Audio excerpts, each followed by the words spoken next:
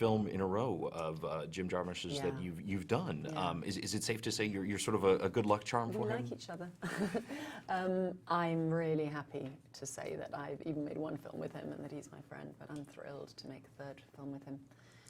And particularly this one, which we've been talking about for quite a while. We finally made it. I know in the past he's been inspired for films based on cities and sort of perceptions of cities. And I'm curious how important Detroit was. Hugely important. And even over the 7 or 8 years that we've been talking about it, Detroit was always there. There was a moment when we were talking about the other city being Rome, but Detroit was always there. And he's a hugely important character in the film. Does it make a difference in building the character, the fact that any other role you play may have decades of experience, but with a vampire, you're looking at Centuries, millennia.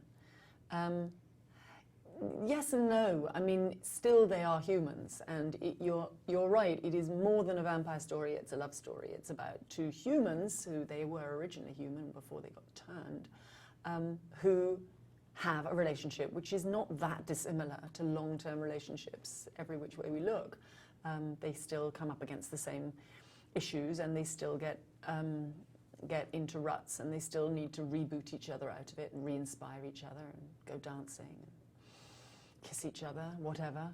There's that feeling of needing it to be real.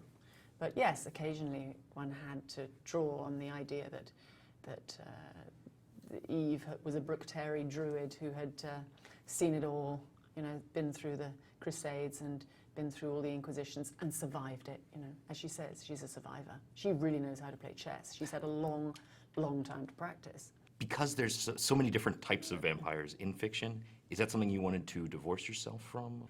We just wanted to add another, you know, this is just another way of looking at it. I mean, there are so many, there's something so vibrant about the concept of vampirism. I don't know, you know, when it will ever run out of being, I'd like to see something about vampire children. Disney should make an underwater, okay, Pixar, okay, here we go.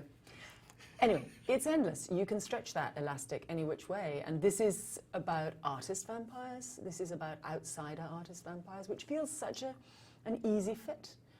We all know artists, well, certainly I do, many artists, musicians and writers and painters who are nocturnal, who live in a kind of outside space and who are in some way, you know, alienated by society and live like vampires. So it feels like a really realistic fairy